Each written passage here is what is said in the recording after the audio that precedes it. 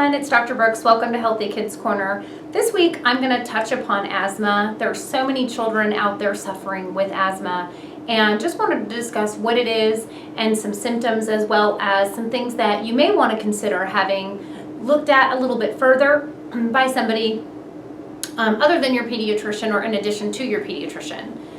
So asthma is a chronic lung disease that inflames and narrows the airways. The airways are tubes that carry air into and out of your lungs.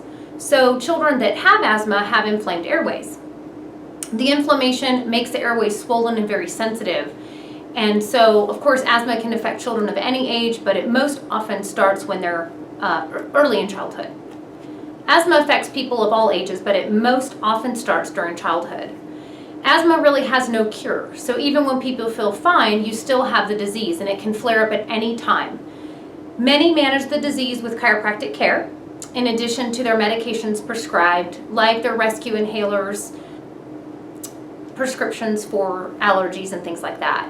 In studies, chiropractic care has been shown to help balance the immune system and relieve asthma symptoms. And I do have some studies posted on our website under the asthma tab and the chiropractic care tab. So you can visit those and see those at www.mychildwellness.com.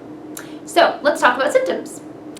Typically, children will have reoccurring periods of the following. They'll have wheezing, which is kind of like a whistling sound that's heard when they breathe. They'll have chest tightness, shortness of breath, and coughing. These are really, really common symptoms. Some children, of course, are more sensitive than others. Some tend to be sensitive to things in the house like cleaning products, mold, and different times of the year as far as seasons go. Some are just induced with activity. So your children might be suffering with all kinds of different, flare-up times and or symptoms, but the truth is, because there's no cure, it's really just about managing. So aside from doing medications, what kind of things can you do? Chiropractically, like I mentioned, you can do chiropractic adjustments, and those typically go very well with the children as far as helping with their symptoms, their chest tightness and their wheezing, and maybe their, I would say, reoccurrences. And an adjustment really helps open up the nerve pathways that innervate their lungs and help them to be a little bit healthier and a little less symptomatic. So as far as nutrition goes, there are some things that you can do to help nutritionally, and really I'm not going to get much into that because every case is so different, but I will touch upon supplementation, which I think is really important. So in addition to your adjustments, which really help alleviate the nerve irritation that's in your child's system, which in turn helps with symptoms and manage the flare-ups, in addition, you'll want to look at supplementing a basic vitamin mineral. And we have a great vitamin mineral called OptiPD on the healthykidsnutrients.com website that you can use, and the directions are there as well. But I want to talk about some key things that are in a multivitamin that really, really help. With magnesium, for example, magnesium promotes relaxation of the bronchial smooth muscle and inhibits that histamine release. So it reduces the tendency to develop those anaphylactic type reactions, which is really great. Another common thing in your multivitamins is folate. You want to make sure you have an active folate. Everything in the OptiPD multivitamin, which is what I formulated, everything is active ingredients. So it's really something you want to make sure that you're using on your children as far as the potency and the degree of quality that you're using. So active ingredients are something the body will take in and digest versus synthetic things that are made in a lab that the body doesn't recognize. So let's get back to folate. So with folate, it plays a key role in cellular immunity. So if you're low in folate, which many children are, or the children that have MTHFR, for example, they have trouble converting that folate. So it's really something you want to make sure that you have an active folate, like a methylfolate or a folinic acid, but it's much more preferred to have a methylfolate in your multivitamin. When children have low folate, that has been linked to the severity of their allergic response. So something that is to be taken into account, particularly with children that have asthma, they already have a challenged immune system. Food can further challenge that, and then of course allergies outside of that, which is why many are on an antihistamine or an allergy type of medication seasonally. The other one is vitamin D, so a really key component here.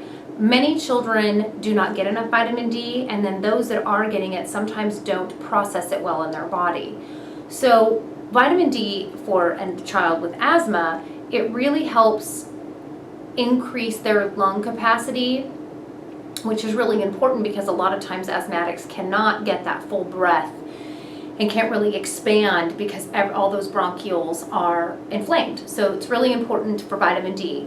Vitamin C, which we all know, this is a great thing to supplement for the immune system, but also to make sure you have in your multivitamin. Vitamin C helps to dilate the bronchial airways, and it inhibits that histamine constriction of the airways. So it very much works in partnership with the magnesium that we talked about. There's lots of B vitamins that are important for overall immunity, but B6 with someone with asthma is particularly important.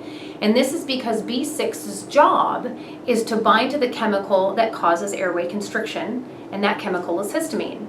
And its job is to inactivate it so that it cannot cause constriction. So again, really important for a child with asthma. And the last I really want to touch on today quickly is zinc. Zinc is really important in regulating the immune system, including the allergic response.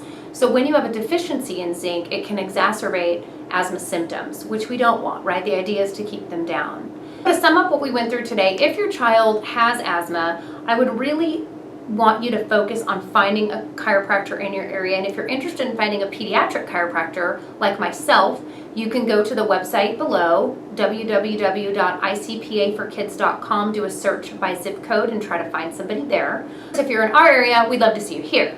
So anyway, if you would like to keep up with our education and our practice, we do offer free parent webinars every month, and we do offer clinician webinars as well. You can find a listing of both at www.dramberbrooks.com. Just hit the education button and you'll see a whole list. In addition, I have recorded a lot of the sessions that we've been doing since earlier 2015, so you can go back and listen to those if you want. You can also follow us on Facebook at Whole Child Wellness. We love to post information for parents and clinicians, so feel free to find us there and share that information. We're on Twitter at WholeChild4U, and we're also on YouTube at Whole Child Wellness. We do these YouTube videos once a week. I try to put one out. We have several that are in our page, I guess, that you can go back and read. Please feel free to share any of these videos with your family and friends, because educating the community is why I do this, and why I hope that I'm able to help other people by doing these short videos. So I guess that's it. If you want to know more about our practice, you can see that at mychildwellness.com. I guess that sums it up on asthma this week. I'll see you next week. Thanks. Bye.